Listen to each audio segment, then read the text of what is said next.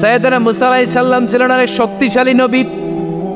ওনার এত শক্তি, উনি এক থাপ্পড় মেরে ফেরাউনের বাবুর্চিকে ওই জায়গার মধ্যে দুনিয়া থেকে বিদায় করেছিলেন। এক ধাক্কা মারলে 10 জন 10 হাত দূরে যেয়ে পড়তো। উনি রেগে গেলে ওনার মাথার চুলগুলো টুপি আর পাগড়ি ভেদ করে উপরের দিকে এরকম খাড়া হয়ে দাঁড়িয়ে যেত। স্বয়ং মালাকুল মাউতকে থাপ্পড় মেরে চোখ কানা করে দিয়েছিলেন। এর কারণ মালাকুল মাউত মানুষের সূরাতে আসছিল আর অনুমতি নেয় নাই। ঘরের মধ্যে ঢোকার আগে অনুমতির দরকার আছে না নাই? সাইয়েদনা মুসা আলাইহিস সালামের কাছে মালাকুল মাউত মৃত্যুর ফেরেশতা মানুষের সূরাতে এসেছিল, অনুমতি নেয় নাই, হুট করে ঘরে ঢুকছে। ঢুইকা কয় আনা মালাকুল মাউত, আমি মৃত্যুর ফেরেশতা, জিইতু আন আকবাদা রূহাক, আপনার রূহ কবজ করতে আসছি। মুসা আলাইহিস সালাম দেখতেছে একদম সলিমুদ্দি। মুসা নবী দেখে কি আর সলিমুদ্দি কয় কি? আমি মালাকুল মাউত। ভেজাল আছে না নাই? সাইয়েদনা মুসা আলাইহিস সালাম দেখে দিব্যি সাধারণ মানুষ, আর সে বলে আমি তোমার রূহ কবজ করতে এসেছি। মুসা আলাইহিস সালাম রেগে গেলেন। অনেক মেজাজ ওয়ালা নবী ছিলেন। রাগের চোটে এক থাপ্পড় দিলেন। থাপ্পড় খেয়ে মালাকুল মাউতের এক চোখ নাই। বুখারীর বর্ণনা, ফাসাক্কাহু ফাফাকু আইনা, থাপ্পড় মারলেন, চোখ শেষ। মালাকুল মাউত বাঁচার জন্য দিলেন দৌড়। এক দৌড়ে আল্লাহর আদেশে আল্লাহর আরশে চলে গেলেন। যে বলে মাবুদ এমন নবীর কাছে পাঠিয়েছেন, আরসালতানি ইলা আবদিন লা ইউরিদুল মাউত, এমন বান্দার কাছে পাঠিয়েছে ওই বান্দা মরতে চায় না, খালি মারতে চায়। কি করতে চায়?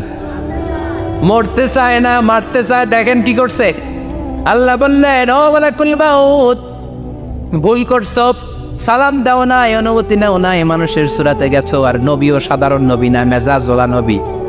ঠিক কিনা? চিন্তা করে লাভ নাই, আমি কথা বলবো। সাইয়েদনা মুসাকে আল্লাহ ডেকে বললেন, ও মুসা তুমি নাকি মরতে চাও না, খালি মারতে চাও। সাইয়েদনা মুসা বলেন, না মাবুদ আমি তো চিনি নাই, এটা যে মালাকুল মাউত আমি তো চিনি নাই, চিনলে তো তার গায়ে আমি হাত তোলার সাহস করতাম না। আল্লাহ বললেন, ও মুসা যাও, দাইয়াদাকা আলা মাতনি সাউর, ওই যে একটা গাভী দেখা যায়, ষাঁড় দেখা যায়, ওই গরুর পিঠের উপরে তোমার ডান হাতটা রেখে দাও। সাইয়েদনা মুসা আলাইহিস সালাম গরুর পিঠের উপরে ডান হাত রাখলেন। আল্লাহ বললেন, মুসা তোমার ডান হাতের নিচে গরুর যতগুলো পশম, প্রত্যেকটা পশমের বিনিময়ে তোমার 1 বছর করে হায়াত আমি বাড়িয়ে দিলাম। মরতে যখন চাও না, মারতে যখন চাও, আরো কয়েক বছর মারো, হায়াত আমি বাড়িয়ে দিলাম। মুসা আলাইহিস সালাম বললেন, আল্লাহ সুম্মা মাযা, এই হাতের নিচে গরুর যত পশম তত আমার হায়াত বেড়ে যাবে। ধরলাম হাতের নিচে 2000 পশম, 2000 বছর হায়াত বাড়িয়ে দিলেন, কিন্তু সুম্মা মাদা 2000 বছর পরে কি হবে আগে ওইটা কোন?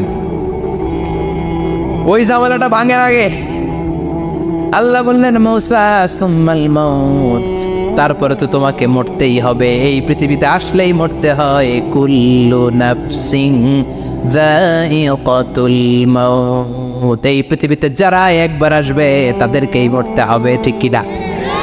সাইয়েদনা মুসা আলাইহিস সালাম বললেন, ফাল আনা, তাহলে আর দেরির দরকার নাই, এখনই আমাকে নিতে বলেন। সুবহানাল্লাহ। মালাকুল মাউত এসে মুসা আলাইহিস সালামের রূহ কবজ করে ফেললেন। এই মুসা আলাইহিস সালামের সাথে সরাসরি আল্লাহর কথা হতো এই তুর পাহাড়ের উপর। সাইয়েদনা মুসা আলাইহিস সালাম আল্লাহর সাথে কথা বলতেন। পৃথিবীতে 4টা আসমানি কিতাব সবচাইতে সেরা। এক হচ্ছে তাওরাত, দ্বিতীয়ত জাবুর, তৃতীয়ত ইনজিল, চতুর্থত কোরআন। তাওরাত আল্লাহ নাজিল করেছেন সাইয়েদনা মুসা আলাইহিস সালামের উপর, জাবুর নাজিল করেছেন দাউদ আলাইহিস সালামের উপর, ইনজিল নাজিল করেছেন ঈসা আলাইহিস সালামের উপর, আর বিশ্বনবীর উপর নাজিল করেছেন কোরআন। ঠিক কিনা? এই তাওরাতকে রব্বুল আলামিন স্বয়ং নিজ হাতে লিখে কাঠের ফলকের মধ্যে, তক্তার মধ্যে লিখে সাইয়েদনা মুসা আলাইহিস সালামকে দিয়েছে। সুবহানাল্লাহ। এটাকে আরবিতে বলে আলওয়াহ। লাওহের প্লুরাল হচ্ছে আলওয়াহ। কাঠের তক্তার মধ্যে আল্লাহ নিজে তাওরাত লিখেছেন। কিসের মধ্যে লিখছেন? কথা বলেন, শুনতেছেন? মনোযোগ আছে? কাঠের তক্তার মধ্যে তাওরাত লিখলেন। লিখে মুসা আলাইহিস সালামকে বললেন, মুসা ফিহি বুরহান ফিহি হুদা ফিহি হিদায়া। এই হচ্ছে তাওরাত কিতাব, আমি নিজ হাতে লিখে দিয়েছি। এর মধ্যে হেদায়েত আছে, এর মধ্যে বরকত আছে, এর মধ্যে বুরহান আছে, দলিল আছে। যাও এই কাঠের তক্তার মধ্যে লেখা তাওরাত কিতাবকে নিয়ে যাও, বনি ইসরাইলের কাছে এই তাওরাত কিতাবের দাওয়াত দাও। সাইয়েদনা মুসা আলাইহিস সালাম ছিলেন এক শক্তিশালী নবী। উনি ভাবলেন অল্প কয়েকটা তক্তা, কাউকে ডাকার দরকার নাই, আমার ভাই হারুন রে লাগবে না, আমি যথেষ্ট। আমার ভাই হারুন রে কষ্ট করে পাহাড়ের উপরে টেনে আনার দরকার নাই, 3-4টা তক্তা আমি নিজেই নিতে পারবো, নিজেই নিতে পারবো মনে করে সাইয়েদনা মুসা আলাইহিস সালাম আল্লাহর লেখা তক্তার উপরে যে তাওরাতের ফলক, এই ফলক ধরে টান দিয়েছে উঠানোর জন্য। আল্লাহ যেহেতু কিতাব দিয়েছে নিয়ে যায়, কিন্তু কি আজীব তামাশা, তক্তা ধরে কাঁধে তুলবে তো দূরের কথা, নাড়াতেই পারে না। সুবহানাল্লাহ, আসতে বলেন, নাড়াতেই পারেন। ওয়াতুরি সিনিন, আল্লাহ বললেন তিন আর জাইতুনের কসম, মানে ফিলিস্তিনের কসম। ওয়াতুরি সিনিন, তুর পাহাড়ের কসম, যেই তুর পাহাড়ের উপরে আমি তাওরাত কিতাব নাজিল করেছি। তাওরাত কিতাবটাকে কাঠের ফলকের মধ্যে লিখে বললেন মুসা নিয়ে যাও। মুসা আলাইহিস সালাম নিতে পারে না, মনে আছে? মনে আছে আপনাদের না ভুলে গেছেন? মুসা আলাইহিস সালাম ধরলেন, নাড়াতে পারেন না, আর কাঁধে তুলবে তো দূরের কথা, নাড়াতেই তো পারেন। এত শক্তিশালী নবী। তাওরাতের যে আল্লাহ তাওরাত, তাওরাতের ফলক, এই বাণীগুলো নিয়ে বাণীবাহকের কাজ করবে, বার্তাবাহকের কাজ করবে, বনি ইসরাইলের কাছে এই পয়গাম পৌঁছে দিবে, কিন্তু তুলতেই তো পারে না। আল্লাহর ডেকে বলে, আল্লাহ পারি না। আল্লাহ বললেন ট্রাই করো, ট্রাই এগেইন, আবার চেষ্টা করো, দেখো না পারো কিনা। হাবিল সাইয়েদনা মুসা আলাইহিস সালাম ভাবলেন এই দিক দিয়ে পারি না, ওই দিক দিয়ে তুললে মনে হয় পারবো। এবার তক্তার ওই পাশ দিয়ে নাড়াচাড়া শুরু করছে, ওই দিক দিয়েও পারে না। এবার ভাবলেন এক কাজ করি, মাঝখান দিয়ে দেখি নাড়াতে পারি কিনা। সাইয়েদনা মুসা আলাইহিস সালাম কাঠের তক্তাগুলোর মাঝখান দিয়ে ধরলেন, টান দিলেন, কিন্তু তক্তা নড়ে, নাড়ানোই যায় না, কাঁধে তুলবে তো দূরের কথা। সাইয়েদনা মুসা আলাইহিস সালাম অপরাধ হয়ে আল্লাহর ডেকে বললেন, ও মাবুদ পারি না। আল্লাহ আসলে চাপছে মুসা যেন বলে পারি না। মুসা পারে না এটা শুনতে আল্লাহর বড় মনে চায়। সুবহানাল্লাহ কইবেন না? কারণ সব জায়গায় উনি পারে আর মারে। আজকে সাইয়েদনা মুসা আলাইহিস সালামের কণ্ঠে আল্লাহ শুনতে চায়, আল্লাহ আমি অপারগ, আমি পারি না। সাইয়েদনা মুসা আলাইহিস সালাম বলে, আল্লাহ সাইয়েদনা জিবরাইলকে যদি বলেন আমারে যদি একটু সাহায্য করে, আমার কাঁধে তুলে দিলে আমি নিয়ে বাড়িতে যাব। সাইয়েদনা জিবরাইলকে একটু বলেন। আল্লাহ বললেন, যাও জিবরাইল, হেল্প আউট মুসা, মুসা আলাইহিস সালামকে সাহায্য করো। এবার সাইয়েদনা মুসা আলাইহিস সালাম ধরলেন এইদিকে, সাইয়েদনা জিবরাইল ধরলেন এইদিকে। দুইজন মিলে তাওরাত লেখা কাঠের তক্তাগুলো উঠাতে চাইলেন, কিন্তু কি আজীব তামাশা, সাইয়েদনা জিবরাইলও পারে না। সাইয়েদনা মুসা আলাইহিস সালাম বললেন, ও ভাই জিবরাইল, চলো জায়গা চেঞ্জ করে তুমি এদিক দিয়ে ধরো, আমি ওই দিকে ধরি, আবার জোরসে টান মারো। দেশ গ্রামে কয় না জোরসে টান, এইও সিস্টেমে দুইজন মিলে টানে, কিন্তু নাড়াতেই পারে না। আগে তো হাতে নিবে, তারপরে কাঁধে তুলবে, দুইজনেও পারে না। গায়ে যত জোর আছে সাইয়েদনা মুসা আলাইহিস সালাম জোরসে টান দিলেন, যত জোর, সব জোরকে একসাথে করে তিনি টান দিয়েছেন। টানের চোটে দেহের প্রতিটা লোমকূপ থেকে ঘাম বেরোতে শুরু করেছে। টানের চোটে রক টান খেয়ে যাচ্ছে, কোমরের রক ছিঁড়ে যাওয়ার অবস্থা, কিন্তু কাঠের ফলকগুলো নাড়ানো যায়। সাইয়েদনা মুসা আলাইহিস সালাম বললেন, আল্লাহ জিবরাইলও পারে না। জিবরাইলের সাথে হাজার হাজার সহকারী ফেরেশতা, তাদেরকে একটু বলেন হেল্প করার জন্য। সুবহানাল্লাহ পড়েন। হাজার হাজার ফেরেশতা তুর পাহাড়ের উপর সবাই মিলে জোরে জোরে টান দেয়, জোরে জোরে টান দেয়। সবাই মিলে চেষ্টা করে তাওরাত লেখা ফলক এক প্রান্ত থেকে আরেক প্রান্ত কোন জায়গা দিয়ে ধরে 1 ইঞ্চি নাড়াতে পারে না। এই অবস্থা দেখে আল্লাহ বললেন, ঘটনা কি? আল্লাহ পারি না। সাইয়েদনা মুসা আলাইহিস সালাম কি বলে? আল্লাহ পারি না। আল্লাহ বললেন, মুসা এই ফলকগুলোর এত ওজন নয়, কাঠের এই তক্তাগুলোর এত ওজন নয়, কিন্তু এই কাঠের তক্তার মধ্যে যে বাণীগুলো লেখা হয়েছে, বাণীগুলো কার? এটা আমার বাণী, আমার কথা। এই জিনিসটা বোঝানোর জন্য আমি এটার ওজনকে ভারী করে দিয়েছি। এবার জিব্রাইলের সহকারী ফেরেশতা লাগবে না, জিব্রাইলের সহযোগিতা লাগবে না, তোমার গায়ে আমি যেই জোর দিয়েছি টান দিয়ে দেখো সবগুলারে কাঁধে তুলে নিতে পারবা। সাইয়েদনা মুসা আলাইহিস সালাম এবার বিসমিল্লাহ বলে সব গিনি তাওরাত লেখা কাঠের তক্তাগুলো কাঁধে নিয়ে এক দৌড়ে বাড়ি। আল্লাহু আকবার। যেই পাহাড়ের উপর এই তক্তা টানাটানির ঘটনা ঘটেছে পাহাড়টার নাম, এজন্য আল্লাহ বললেন ওয়াত্তিনি ওয়াজ্জাইতুনি ওয়া তুরি সিনিনা ওয়া হাযাল বালাদিল আমিন। তিন আর জাইতুনের কসম, তুর পাহাড়ের কসম। আবার তুর পাহাড়ের মধ্যে নূরের তাজাল্লি দিয়েছে কে? فلما تجلى ربه جعله دكا وخر موسى صعقا। সাইয়েদনা মুসা আলাইহিস সালাম বললেন আল্লাহ তোমাকে দেখতে চাই। আল্লাহ বললেন দেখতে পারবে না, পাহাড়ের দিকে তাকাও, পাহাড়ের মধ্যে নূরের তাজাল্লি দেব, যদি পাহাড় টিকে যায় তাহলে দেখতে পাবা। আল্লাহ যখন তুর পাহাড়ের উপর তাজাল্লি মেরেছেন, পাহাড় ভেঙে খান খান হয়ে যায়, সাইয়েদনা মুসা আলাইহিস সালাম বেহুশ হয়ে যায়। এই বেহুশ হওয়ার ঘটনা আর পাহাড় জ্বলে ছাই হওয়ার ঘটনা যেখানে ঘটেছে, ওই পাহাড়টার নাম জোরে বলেন। ওই তুর পাহাড়ের কসম কেটেছে কে? ওয়াতুরি। ওয়াতুরি 2285 মিটার উঁচু, অনেক উঁচু পাহাড়। আবার ইয়াজুজ মাজুজ যখন পৃথিবীতে আক্রমণ করবে, ইন্না ইয়াজুজ ওয়া মাজুজ মুফসিদুনা ফিল আরদ। তামাম জাহানে ইয়াজুজ মাজুজ যখন আক্রমণ করবে, তামাম পৃথিবীটাকে যখন লন্ডভন্ড করে দিবে, সাইয়েদনা ঈসা আলাইহিস সালাম মুমিন বান্দাদেরকে নিয়ে যেই পাহাড়ের উপর আশ্রয় নিবেন সেটা হলো এই তুর পাহাড়। সুবহানাল্লাহ। ঈসা আলাইহিস সালাম মুমিনদেরকে নিয়ে এক পাহাড়ে চলে যাবেন এই ইয়াজুজ মাজুজের অত্যাচার থেকে বাঁচার জন্য। এদেরকে ইংরেজিতে বলে Gog Magog. If you search in Google by writing Gog and Magog, আপনি পেয়ে যাবেন ইয়াজুজ মাজুজের কাহিনী। হাত্তা ইযা ফুতিহাত ইয়াজুজ ওয়া মাজুজ ওয়া হুম মিন কুল্লি হাদাবিন ইয়ানসিলুন। লক্ষ লক্ষ ইয়াজুজ মাজুজের বাহিনী আসবে।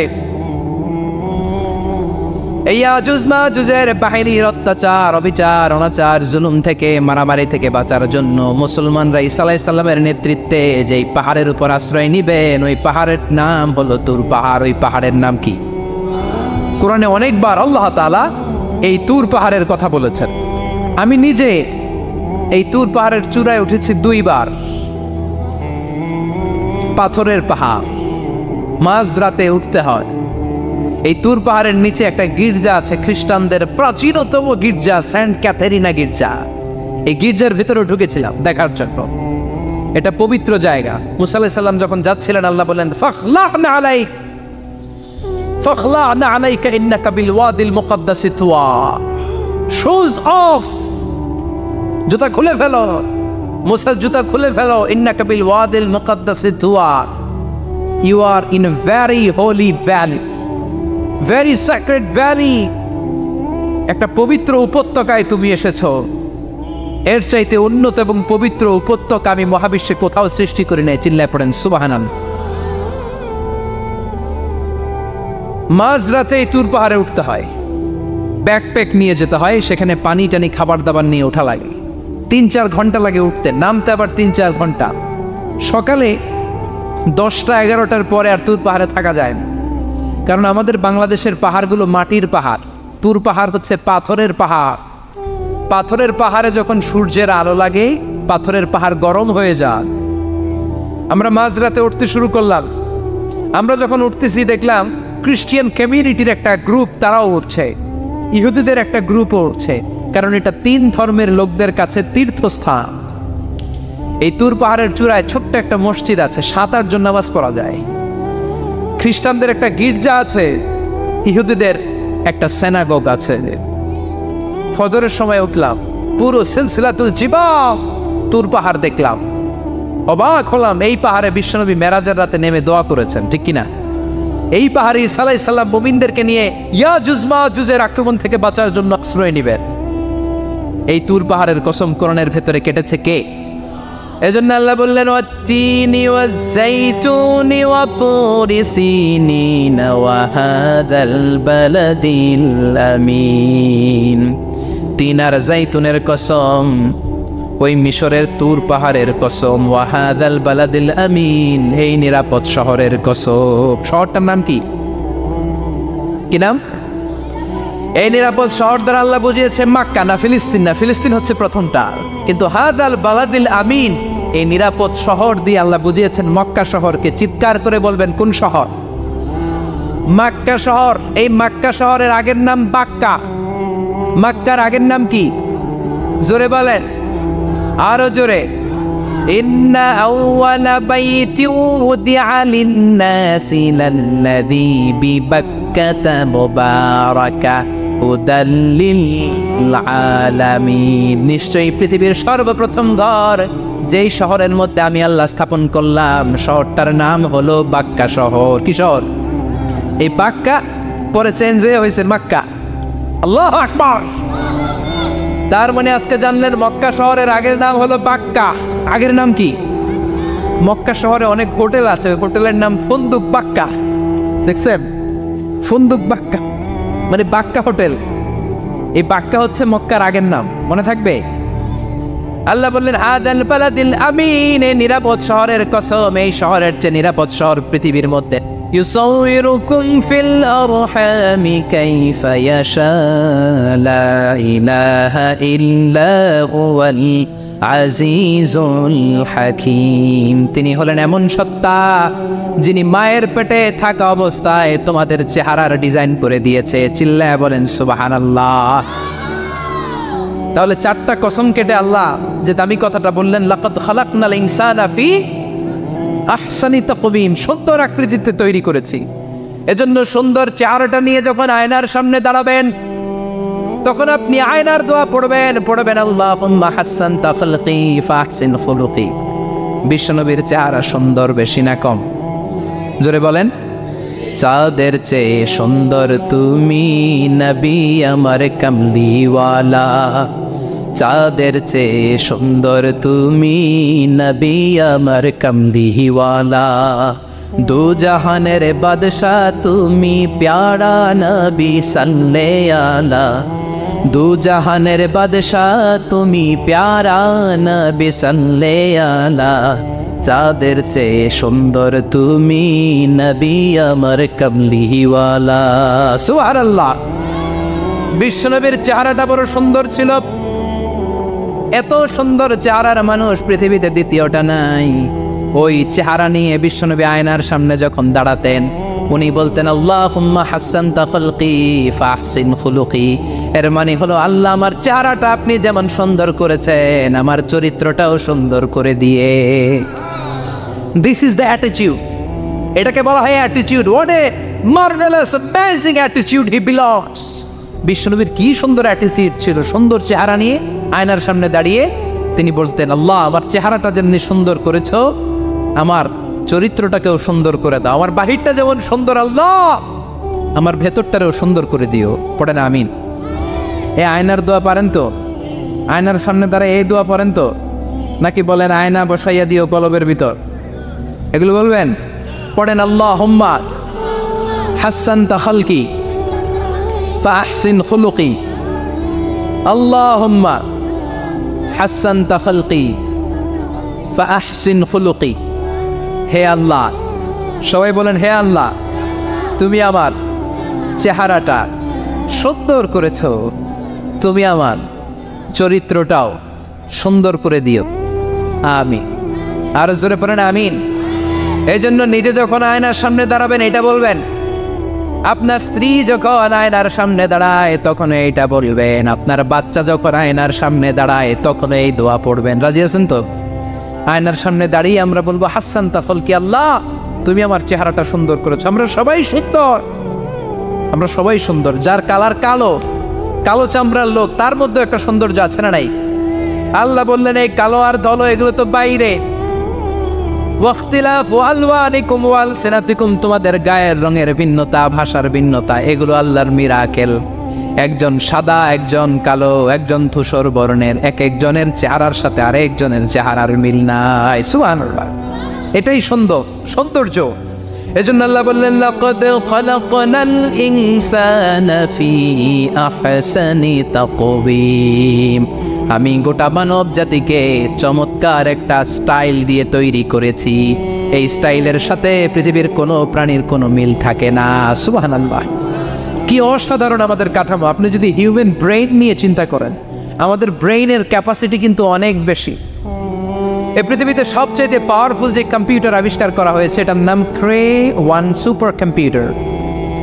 ইউনাইটেড স্টেটস অফ আমেরিকাতে যারা মিলিটারি বেসে জব করে তাদের ম্যাথমেটিক্যাল ইকুয়েশন ড্র করার জন্য, সলিউশন করার জন্য এই ক্রে-1 সুপার কম্পিউটার তারা ইউজ করে। বিজ্ঞানীরা হিউম্যান ব্রেইনের ক্যাপাসিটির সাথে ওই ক্রে-1 সুপার কম্পিউটারের তুলনা করেছে। তারা তুলনা করে দেখেছে ক্রে-1 সুপার কম্পিউটারের চেয়েও আমাদের ব্রেইন শতগুণ বেশি শক্তিশালী।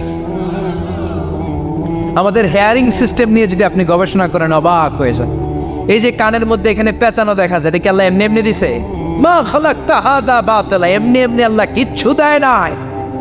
এই পেঁচানো ডিজাইন না থাকলে আপনি শুনতে পেতেন না। আপনার কান দুইটা যদি কেটে কান কাটা রমজান করে দেয়, আপনি কোনো আওয়াজ শুনতে পাবেন না। এই কানের ডিজাইনগুলো, এই আঁকাবাঁকা পথগুলো আল্লাহ তাআলা দিয়েছে ইথারে ভেসে আসা সাউন্ডগুলোকে ইলেকট্রিক্যাল সিগন্যালের মাধ্যমে ভেতরে ঢুকানোর জন্য। কানের তিনটা পার্ট থাকে, একটা হচ্ছে আউটার এয়ার, একটা হচ্ছে মিডল এয়ার, তারপরে হচ্ছে ইনার এয়ার, মাঝখানে এয়ার ড্রাম থাকে। এই আউটার এয়ার থেকে, মিডল এয়ার থেকে তারপরে ইনার এয়ারে ইলেকট্রিক্যাল সিগন্যাল দিয়ে বাতাসে ভেসে আসা এই সাউন্ডের ওয়েভগুলো, এই তরঙ্গগুলোকে ইলেকট্রিক্যাল সিগন্যাল দিয়ে ট্রান্সমিট করে ব্রেইনের হেয়ারিং নার্ভের কাছে পাঠিয়ে দেয়। এই সূক্ষ্ম কাজগুলো হতে আসলে অনেক সময় লাগে, কিন্তু 1 সেকেন্ডের মধ্যে আমি বলছি আর আপনারা সেকেন্ডে শুনছেন। চিল্লা এখন সুবহানাল্লাহ। আবার কান যেখানে রাখা দরকার আল্লাহ ওইখানে রাখলেন, চোখ দুইটা যেখানে দেয়া দরকার ওইখানে দিলেন, নাক যেখানে দেয়া দরকার ওইখানে, মুখ যেখানে দেয়া দরকার। এর চেয়ে সুন্দর করে কি আর তৈরি করা যেত? নাক এইখানে না রেখে অন্য জায়গায় সেট করলে কি বেশি সুবিধা হতো? নাক যদি পেছনে থাকতো, খাওয়ার সময় খাবারটা বাসি না ভালো এটা ঘ্রাণ নেওয়ার জন্য সব সময় খাবার পেছনে নিয়ে ধরা লাগতো, ঠিক কিনা? তার মানে নাক এই জায়গায় রাখাতে সুবিধা হয়েছে না? সুবহানাল্লাহ কইবেন না? কি সুন্দর মুখটা দিলেন, হ্যাঁ, কি সুন্দর চোখ দিলেন। এই কান দিয়ে আমরা শুনি, দেখেন কানের সেটিংটা কত সুন্দর। ধরেন ফর এন এক্সাম্পল, উদাহরণস্বরূপ এই কানটা আল্লাহ এইখানে না রেখে এই কান যদি আপনার এই বাম বগলের ভিতরে দিত, আর এই কান যদি আপনার এই বগলের নিচে দিত, তাহলে আজকে মিজানুর রহমান আজহারের ওয়াজ শোনার জন্য সবার এইভাবে বসে থাকা লাগতো 1.5 ঘন্টা। কারণ এইভাবে এখন যেভাবে আছেন এইভাবে বসে থাকলে তো কান চাপা পড়ে যেত, কথা একটাও শোনা যেত না। সুবহানাল্লাহ কইবেন না? চোখের সেটিংটা কত সুন্দর। চোখ এইখানে না রেখে যদি মাত্র 2 ইঞ্চি উপরে এইখানে দিত, সেজদা দিতে পারতেন। শীতকালে যে ফুটবল খেলেন, হেড দিতে পারতেন। হেড দিতে গেলে বল চোখের মধ্যে লাগা চোখ শেষ। সুবহানাল্লাহ পড়েন। কি অসাধারণ অবকাঠামো। এই হিউম্যান অ্যানাটমি নিয়ে গবেষণা করলে মানুষ অবাক হয়ে যায়। দেহের ভেতরে কি সমস্ত যন্ত্রপাতি দিলেন, কিডনি দিলেন, গল ব্লাডার দিলেন, হার্ট দিলেন, লাং দিলেন। যেখানে যে অঙ্গটা রেখে দেওয়া দরকার ঠিক সেইভাবে মায়ের পেটে থাকতেই আমাদের ডিজাইন দিয়েছে কে? এতগুলো ডিজাইনের মালিক কে? 600 কোটি মানুষ যদি পৃথিবীতে থেকে থাকে তাহলে 600 কোটি ডিজাইন লাগছে না ওনার? আরো কয়শো কোটি আসবে আমরা জানি। কয়শো কোটি ডিজাইন চলে গেছে জানি। একটা ডিজাইনের সাথে আরেকটা ডিজাইনের মিল আছে? চিৎকার করে বলেন এই কারিগরটা কে? এজন্য আল্লাহ বলেন 4টা জিনিসের কসম কেটে তোমাদেরকে আমি যেটা বলবো শোনো। লাকাদ খালাকনাল ইনসানা ফি আহসানি তাকওয়িম। আমি মানুষের আকৃতিটা, মানুষের চেহারাটা বড্ড সুন্দর করে তৈরি করেছি। এত সুন্দর করে আল্লাহ তৈরি করেছেন, এর কোনো বাতিল নাই, কোনো বিকল্প নাই। চোখ যেমন হওয়া দরকার ঠিক তেমন। এই চোখ নিয়ে কত গবেষণা হয়েছে শুনলে অবাক হয়ে যাবেন। মাত্র 2 মিলিমিটার ডাইমেনশন ছোট্ট আমাদের চোখ। এই চোখ দিয়ে আমরা অনেক কিছু দেখি। কাছের জিনিস যেমনি দেখি, দূরের জিনিসও দেখি। দূরের চাঁদ দেখি, দূরের সূর্য দেখি, দূরের মেঘমালা দেখি, ওই বিমানটাকে দেখি, আবার কাছে ছোট্ট মানুষটাকেও দেখি, ঠিক কিনা? এটার ভেতরে আল্লাহ অনেক পাওয়ারফুল মেগাপিক্সেল দিয়েছেন। এই পৃথিবীতে সবচেয়ে পাওয়ারফুল যে ক্যামেরাগুলো আবিষ্কার হয়েছে মুভি শুট করার জন্য, সেখানে যেই মেগাপিক্সেল আল্লাহ দিয়েছেন চোখের ভেতরে এর কয়েক গুণ বেশি দিয়েছেন। চিল্লায় বলেন আল্লাহু আকবার। এই চোখ দিয়ে Medical science was human eyes can identify more than 10 million colors. 1 মিলিয়নে 10 লক্ষ, 10 মিলিয়নে কত? 1 কোটি। তার মানে এই চোখ দিয়ে আমরা আমাদের এক একটা চোখ দিয়ে 1 কোটি ধরনের রং শনাক্ত করতে পারি। এক লাল রঙের মধ্যে কত লাল, লাইট রেড, ডিপ রেড, কত ধরনের মিক্স করে কত কালার হয়, সবকিছু চোখ দিয়ে আমরা ধরতে পারি। চিল্লায় বলেন আল্লাহু আকবার। জিহ্বা দিয়ে স্বাদ নেওয়ার সুযোগ দিলেন। এই জিহ্বার পার স্কয়ার সেন্টিমিটারে টেস্ট বাড রয়েছে 184টা। সেই হিসাবে আপনার জিহ্বার উপরিভাগ দিয়ে আপনি 10,000-এরও বেশি ধরনের খাদ্যের স্বাদ আস্বাদন করতে পারেন। চিৎকার করে পড়েন আল্লাহু আকবার। এক একটা অঙ্গ নিয়ে যদি আপনি গবেষণা করেন, কত কাজ করার সুযোগ আল্লাহ তাআলা দিয়ে দিলেন। 206টা নাকি হাড়ের পিস রেখেছে আল্লাহ এক একটা দেহের ভিতরে। 206টা না, 206টা হাড় আছে আমাদের প্রত্যেকের দেহের ভিতরে। কয় পিস হাড়ি? কথা কয় না, 206টা। সবচেয়ে ছোট হাড়টা আছে কানের ভিতরে। সুবহানাল্লাহ পড়েন। সবচেয়ে ছোট হাড়। এক একটা অঙ্গ কত সুন্দর এরকম বেন্ড করা যায়, হাত পা নাড়ানো যায়, এইখানে একটা টুইস্ট করা যায়, এইখানে টুইস্ট করা যায়, আবার কবজি টুইস্ট করা যায়, আবার এইখানে এক একটা আঙ্গুলে কতগুলো টুইস্ট করা যায়। সুবহানাল্লাহ কইবেন না? কত কাজ এই হাতের। এই হাত দিয়ে ঘুষি মারা যায়, হ্যাঁ, হাত দিয়ে আটার খামির বানানো যায়, হাত দিয়ে ভারী জিনিস উত্তোলন করা যায়। আবার এই হাত দিয়ে দেখেন ক্রিকেটাররা কি সুন্দর বল করে, এটা দিয়ে স্পিন বল করে, লেগ স্পিন করে, অফ স্পিন করে, পেস বল করে। এক হাতের মধ্যে কত কারসাজি। সুবহানাল্লাহ করে না? আবার বাঁ হাতে স্পিন করে না, বল এদিকে পড়ে ওদিকে চলে যায়, আছে না নাই? আবার এই আঙ্গুল দিয়ে কত কাজ। বাজার থেকে বাজার করে যখন বাজারের ব্যাগ যখন নিয়ে আসেন, হাতে ধরেন নাকি আঙ্গুলে ধরেন? কত কাজ। এই আঙ্গুল দিয়ে মোবাইল টিপে আমরা মোবাইল ইউজ করি, আঙ্গুল দিয়ে ল্যাপটপে আমরা টাইপ করি। ডাক্তাররা এই আঙ্গুল দিয়ে সুই ইউজ করে সূক্ষ্ম সূক্ষ্ম সার্জারির কাজগুলো করে। অবাক হয়ে যাবেন এই আঙ্গুলের কত কাজ। এই আঙ্গুল দিয়ে আবার এখন ক্রিকেটেও এরকম 2 আঙ্গুল তুললে ছক্কা, আছে না নাই? আবার 1 আঙ্গুল তুললে আউট, আবার এটা তুললে ভিক্টরি, বিজয় চিহ্ন। দেখবেন যত নেতা খেতা করে পুলিশে ধরে এটা দেখায়, আছে না নাই? এইভাবে কত ধরনের নমুনা আমরা ইউজ করি, কত ভাবে হাতগুলোকে ইউজ করি, কত ভাবে পা গুলোকে ইউজ করি। দেহের এই সৌন্দর্য আমাদের দান করেছে কে? লাকাদ খালাকনাল ইনসানা ফি আহসানি তাকওয়িম। আমি মানুষকে সবচাইতে সুন্দর আকৃতিতে তৈরি করেছি। সুবহানাল্লাহ পড়েন, চিল্লায় পড়েন আল্লাহু আকবার। আল্লাহ বললেন মানুষ সবচাইতে সেরা, মানুষ হলেন সবচাইতে সেরা। মানুষ যখন সেরা হয়, মানুষের চাইতে সেরা কেউ হয় না। আবার মানুষ যদি নিকৃষ্ট হয়ে যায়, মানুষের চাইতে নিকৃষ্ট কেউ হতে পারে না, ঠিক কি না? আল্লাহ বললেন মানুষের আকৃতি আমি বড্ড চমৎকার করে বানালাম।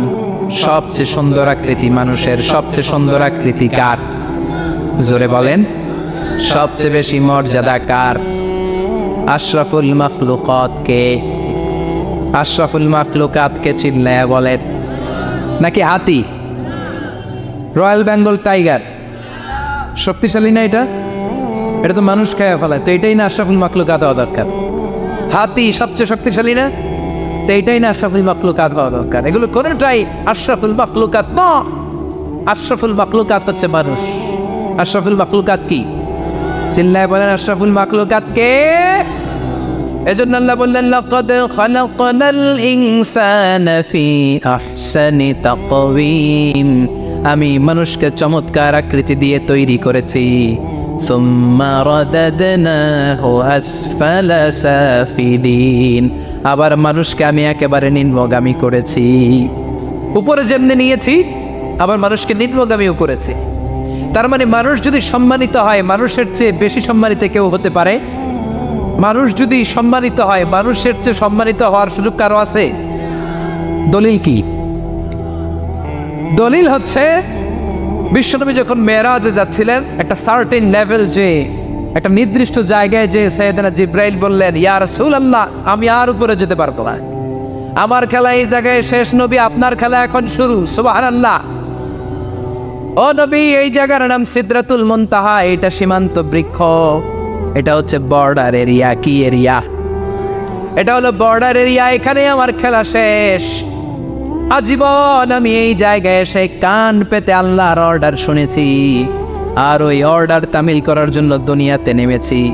আমি জিব্রাইলের উপরে যদি 1 ইঞ্চি উপরে ওঠার চেষ্টা করি, আমার শত শত পাখাগুলোকে জ্বালিয়ে ছাই করে দিবে কে? সাইয়েদনা জিব্রাইলের উপরে যেতে পারে নাই। যেখানে সাইয়েদনা জিব্রাইলের খেলা শেষ, ওইখানে বিশ্বনবীর খেলা শুরু হয়েছিল। কোন সুবহানাল্লাহ। তার মানে মানুষ যখন উপরে ওঠে, এত উপরে উঠে যায়, ফেরেশতাদেরকেও হার মানিয়ে ফেরেশতাদের উপরে চলে যায়। আবার মানুষ যখন নিচে নামতে শুরু করে, শয়তানকেও হার মানিয়ে নিচে চলে যায়। ঠিক কিনা? তার মানে হাইয়ার হলে সব দিক দিয়ে হাইয়ার। হাইয়েস্ট তো অল ক্রাইটেরিয়াতে সে হাইয়েস্ট, লোয়েস্ট তো অল ক্রাইটেরিয়াতে সে লোয়েস্ট। মানুষ ভালো হলে এর চেয়ে ভালো আর হয় না, মানুষ খারাপ হলে তার চাইতে খারাপ আর হয় না। এজন্য আল্লাহ বললেন সুম্মা রাদাদনাহু আসফালা সাফিলিন। মানুষকে যেমনি আমি সুন্দর আকৃতি দিয়ে তৈরি করেছি, আবার ওই মানুষকে আমি আল্লাহ নিম্নগামী করেছি। যেটা উপরে ওঠে ওইটা আবার নিচেও নামা লাগে। ঠিক কিনা? কোন কোন তাফসীরে মুফাসসিরিনে ইকরাম বলেছেন আসফালা সাফিলিন দিয়ে বার্ধক্যকে বোঝানো হয়েছে। যৌবনে মানুষের চেহারার সৌন্দর্য বেড়ে যায়। যৌবন যখন ঠিকরে পড়ে, একজন তাগড়া যুবক, তার চেহারার মধ্যে যে সৌন্দর্য, ওই ছেলেটাই যখন বুড়ো হয়ে যায়, তার চেহারার দিকে কেউ তাকাতে চায় না। রং ধরা যৌবন জং ধরে নাই, জং ধরে শেষ। ঠিক কিনা? আবার কোন কোন মুফাসসির বলেছে না, এটা নৈতিক অধঃপতন। সুম্মা রাদাদনাহু আসফালা সাফিলিন। মানুষ যখন নিম্নগামী হয়, সবচেয়ে খারাপ হয়ে যায়। এই মানুষের মধ্যে যখন নেফাকি দেখা দেয়, মানুষ যখন মুনাফিক হয়ে যায়, সবচেয়ে খারাপ হয়ে যায়। মুনাফিকের চরিত্র যখন একজন মানুষের মধ্যে সে ধারণ করে, নিচে যেতে যেতে এত নিচে সে চলে যায়, শয়তান দেখে অবাক হয়ে যায়। শয়তান দেখে মনে মনে কয়, এইটাই যদি দুনিয়ায় আইব, আমারে আল্লাহ বানাইছে কেন? কথা বুঝতে পারছেন? মানুষ এত নিচে যায়, শয়তান অবাক হয়ে বলে, এইটাই যদি দুনিয়াতে থাকবে, তো আমি তৈরি হইলাম কেন? আমি শয়তান হইলাম কেন? এজন্য মানুষ ভালো হলে সবচেয়ে ভালো, খারাপ হলে সবচাইতে খারাপ। তার কারণটা কি? মানুষ যখন খারাপ হয়, পশুর চাইতেও খারাপ হয়ে যায়। জোরে বলেন ঠিক কিনা? আমরা বলি না তুই পশুর চাইতেও অধম। মানবিকতা হারিয়ে যখন মানুষ অন্যায় কাজ করে, তখন আমরা বলি তুই পশুর চাইতেও অধম। ঠিক কিনা? এজন্য বলা হয় জনসংখ্যা বাড়ছে, মানুষ বাড়ছে না। বাড়ছে জনসংখ্যা, বাড়ছে কি? মানুষ বাড়ছে নাকি? মানুষ নাই। এই দুনিয়া এখন তো সেই দুনিয়া নাই, মানুষ নামের মানুষ আছে, দুনিয়া বোঝায়। সেই মানুষের ভিড়ে আমার আসল মানুষ নাই। এই দুনিয়া এখন তো সেই দুনিয়া নাই, মানুষ নামের মানুষ আছে, দুনিয়া বোঝায়। সেই মানুষের ভিড়ে আমার আসল মানুষ নাই। আসল মানুষের বড় অভাব। এজন্য বাড়ছে জনসংখ্যা, মানুষ বাড়ছে না। মানুষ যখন খারাপ হয়ে যায়, পশুকেও হার মানায়। আল্লাহ বলে উলাইকা কাল আনআম বাল হুম আদাল উলাইকা হুমুল গাফিলুন। কারণ একটা সিংহ কখনো আর একটা সিংহকে মারে না। খেয়াল করে বুঝেন, সিংহ কোনোদিন সিংহ মারে নাকি? বাঘ বাঘ মারে নাকি? হাতি কোনোদিন হাতি মারে নাকি? কিন্তু মানুষ মানুষকে মারে, ঠিক কিনা? আওয়াজ করে উত্তর দেন, একটা বাঘ আর একটা বাঘকে 8 টুকরা 10 টুকরা করে নাকি? একটা হাতি আর একটা হাতিকে কোনোদিন 20 টুকরা 14 টুকরা করে নাকি? কিন্তু একটা মানুষ আর একটা মানুষকে 8 টুকরা 14 টুকরা 20 টুকরা করে, ঠিক কিনা? এজন্য আল্লাহ বললেন সুম্মা রাদাদনাহু আসফালা সাফিলিন।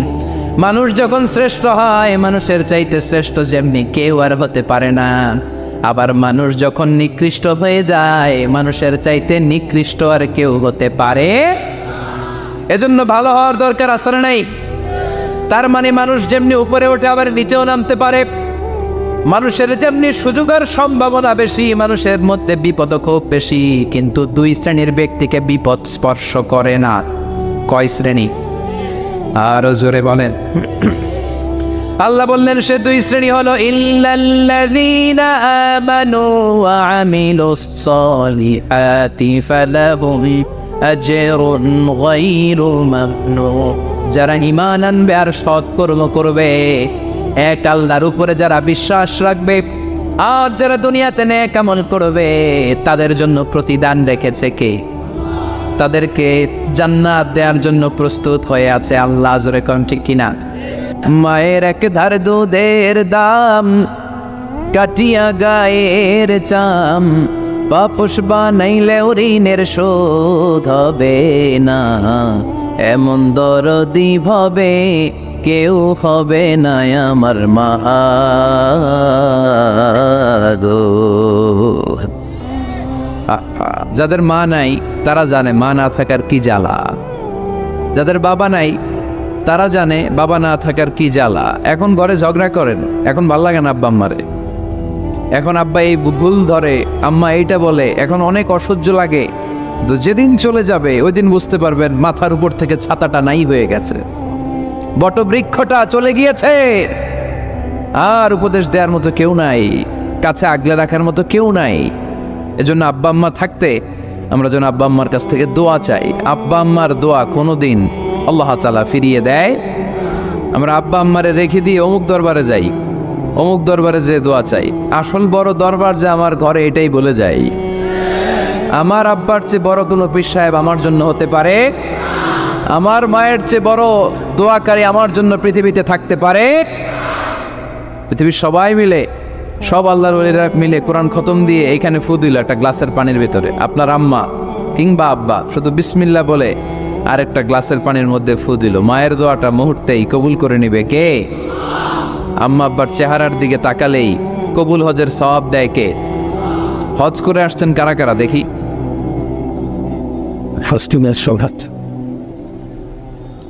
অনেক হাজি সাহেবান আছে, মাশাআল্লাহ, হাত নামান। এই যে 3 লক্ষ 4 লক্ষ টাকা খরচ করে হজ করে আসলেন, আপনার হজটা আল্লাহর কাছে গ্র্যান্টেড, কবুল হয়েছে, এরকম কবুল হয়েছে এই মর্মে হাত তুলতে পারবেন কে কে দেখি? হুজুর আমি নিশ্চিত আমারটা কবুল হয়েছে। নাই, কারণ কবুল করার মালিক কে? আমরা কামনা করি সব হাজি সাহেবদের হজ কবুল হোক। আমি হজ করেছি 2018 সালে, আমরা কামনা করি আমাদের হজ উমরাগুলো কবুল হোক, কিন্তু হাত তুলে বলা যাবে হুজুর আমারটা কবুল হইছেই, বলা যাবে? হইতেও পারে, নাও হইতে পারে। হাজি সাহেব লেখার জন্য, আল হাজ লাগানোর জন্য অনেকে যায়, আছে না নাই? তাওয়াফুল ওয়াদা একটা তাওয়াফ আছে, বিদায়ী তাওয়াফ। কি তাওয়াফ? হজের সব কাজ শেষে ফেরার আগে কাবা ঘরের সাথে দেখাটা, মোলাকাত করে আসতে হয়। আল্লাহর হাবিব বললেন সর্বশেষ দেখাটা যেন কাবা ঘরের সাথে হয়, 7টা তাওয়াফ যেন সে করে। তো এক লোক 6 তাওয়াফের পরে ফোন আসছে দেশে, তো মেয়েরে বলতেছে মা আর একটা তাওয়াফ বাকি আলহাজ হইতে, একটু পরে তুই ফোনটা দে, একটু পর দে, আলহাজ হইতে আর একটা তাওয়াফ বাকি। তো উনি গেছে কি হওয়ার জন্য? আলহাজ হওয়ার জন্য। নামের আগে আলহাজ লাগাবেন না। কেউ যদি আপনারে বলে হাজি সাহেব, বলুক, কিন্তু আমি হজ করছি একজনকে দেখানোর জন্য। তিনি কে? আল্লাহ। এজন্য ইখলাসটা বড় জরুরি। লোক দেখানো মনোভাব আমাদের সবকিছুকে ধ্বংস করে দেয়। তো যারা হজ করেছেন কেউ কিন্তু হাত তুলতে পারলেন না যে হুজুর আমি 100% কনফার্ম যে আমার হজটা কবুল হয়েছে। কিন্তু আল্লাহর হাবিব বলেন রহমতের নজরে তোমার আব্বা আম্মার চেহারার দিকে যদি একবার তাকাও, মুহূর্তেই একটা কবুল হজের সওয়াব তোমার আমল নামে আল্লাহ দিয়ে দিবে। চিল্লায় পড়েন আল্লাহু আকবার। এজন্য আব্বা আম্মা থেকে দোয়া নেওয়ার দরকার আছে না নাই? দোয়া চাইবেন, দোয়া চাইবেন। মায়ের মর্যাদা অনেক বেশি, বাবার চেয়ে 3 গুণ বেশি, কমসে কম। কয় গুণ বেশি? মা মা মা, তারপর বাবা, 3 বার মা। কয়বার মা? 1 বার বাবা। তার মানে মাকে ইসলাম দিয়েছে স্বর্ণ পদক, দিয়েছে রৌপ্য পদক, দিয়েছে ব্রোঞ্জ পদক, আর বাবাকে দিয়েছে সান্ত্বনা পুরস্কার। আমরা এটা নিয়েই খুশি, ঠিক কিনা? তাহলে মাকে 3টা পুরস্কার, স্বর্ণ পদক ও মা, রৌপ্য পদকও মা, ব্রোঞ্জ পদকও মা, বাবারে দিছে কি সান্ত্বনা পুরস্কার। এজন্য মায়ের মর্যাদা বেশি। লাউ কাতাআতা জিলদাক, চামড়া কেটে যদি মায়ের পায়ের জুতা বানিয়ে দাও। ছোটবেলা যে মায়ের বুকের দুধ খেয়েছো, আল্লাহর হাবিব বললেন এক ঢোক দুধের শোধ আদায় হবে না, ঠিক কিনা? অনুরূপ ভাবে মুসাফিরের দোয়া আল্লাহ ফিরিয়ে দেয় না। সফরে বেরোলেই দোয়া করবেন, পারবেন? মনে থাকবে? এখান থেকে ঢাকা যান না আপনারা, আনতা মুসাফির, এখান থেকে ঢাকা গেলে আপনি মুসাফির, দোয়া করা শুরু করে দিবেন। যদি জুলুমের শিকার হন, মাজলুম, ইত্তাকু দাওয়াতাল মাজলুম, আল্লাহর হাবিব সাল্লাল্লাহু আলাইহি ওয়াসাল্লাম বললেন মজলুমের বদদোয়াকে ভয় করো, কারণ মজলুমের বদদোয়া আর আল্লাহর আরশের মাঝখানে আল্লাহ কোনো পর্দা রাখে না। দোয়া করতে দেরি, এই দোয়া কবুল করে নেয় কে? মজলুমের দোয়া আল্লাহ তাআলা কবুল করে। এজন্য আব্বা আম্মার কাছ থেকে যেন আমরা বেশি বেশি দোয়া নিতে পারি, আল্লাহ তুমি তৌফিক দাও। দোয়া চাওয়াও সুন্নাহ, দোয়া করাও সুন্নাহ, বুঝতে পেরেছেন? দোয়া নিজের জন্যও করবেন, অন্যের জন্যও করবেন। রাজি আছেন তো? অনেকে বলে হুজুর আমার দোয়া আমি করব, আমি আরেকজনের জন্য করব কেন? ওনারটা উনি করুক, আমারটা আমি করি, এরকম কথা আছে না? নেই না, অন্যের জন্য দোয়া করবেন, এতে লাভ আছে।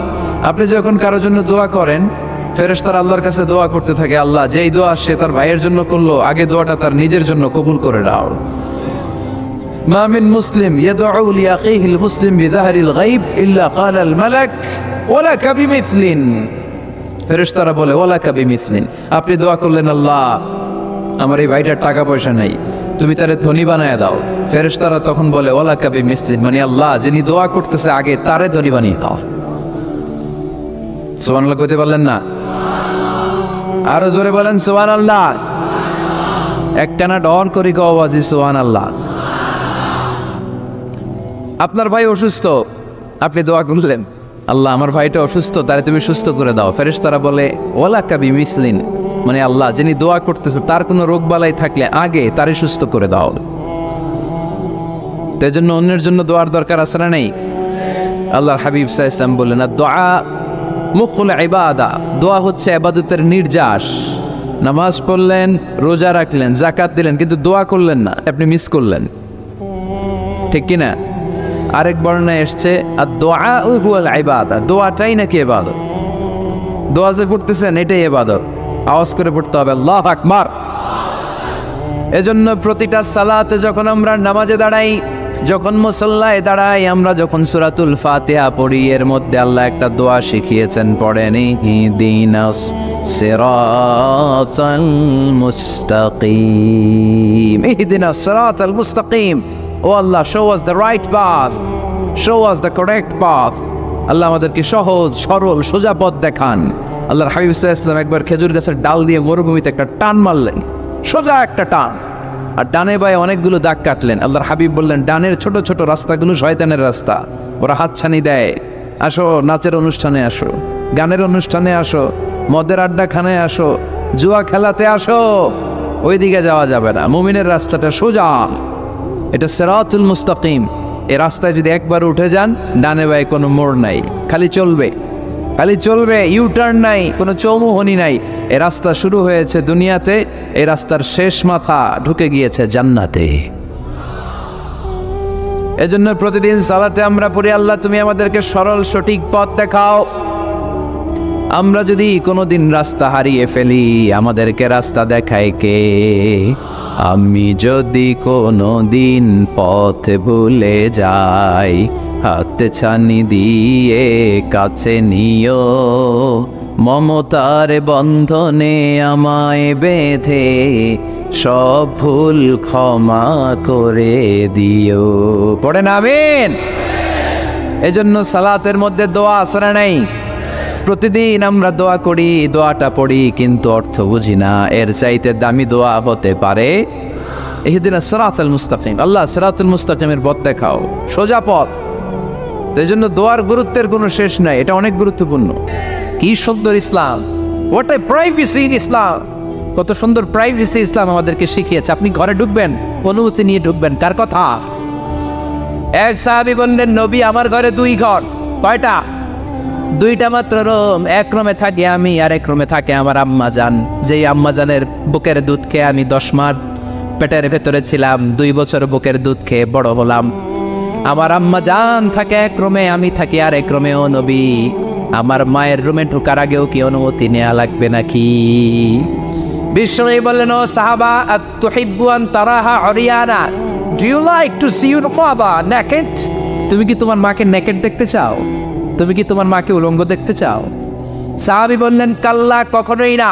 বিশ্বনবী বললেন, ইদান তাস্তাদিন, তোমার মাকে যদি উলঙ্গ দেখতে না চাও তাহলে অবশ্যই অবশ্যই অবশ্যই তোমার মায়ের ঘরে ঢোকার আগে অনুমতি নিয়ে ঢুকবা। সুবহানাল্লাহ। মায়ের ঘরে ঢোকার আগে অনুমতি নিতে হবে।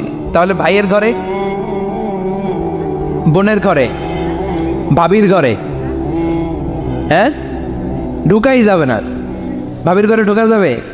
কারো ঘরে ঢোকার আগে অনুমতি নিতে হবে। এটাকে বলে প্রাইভেসি। ইসলামী প্রাইভেসিকে গুরুত্ব দেয়। কারণ আপনি হয়তো এমন একটা সময় চলে যাবেন ঘরের ভিতরে, ঘরের ভেতরে আপনার আম্মা ওই সময় হয়তো হালকা পোশাক পরে, সিম্পল কোনো কাপড় পরে শুয়ে আছে, ঠিক কিনা? ওই পোশাকে সে আপনার সামনে আসতে চায় না। আপনি যখন নক করবেন, আপনি যখন সালাম দিবেন, পারমিশন চাইবেন, সে হয়তো ওনাকে ঢেকে চাদর পরে সুন্দর করে জামাটা পরে তারপরে আপনার সামনে আসবে। চিল্লায় বলেন ঠিক কিনা? এজন্য অনুমতি নিয়ে ঢোকা ফরজ। কারো ঘরে যখন যাবেন আগে সালাম দিবেন, 3 বার সালাম দিবেন। 3 বার সালাম দেওয়ার পরে যদি উত্তর না পাওয়া যায় চলে যাবেন। কার কথা মানতে রাজি আছেন তো? এগুলো মানি না, এই জন্যই ঘরে অশান্তি, ফ্যামিলিতে অশান্তি, চোখের হেফাজত নাই, নজরের হেফাজত নাই। এই নজরের লাগাম যদি টেনে ধরতে পারেন, ফ্যামিলির 50% সমস্যা এমনিই চলে যাবে। চিল্লা এখন ঠিক কিনা?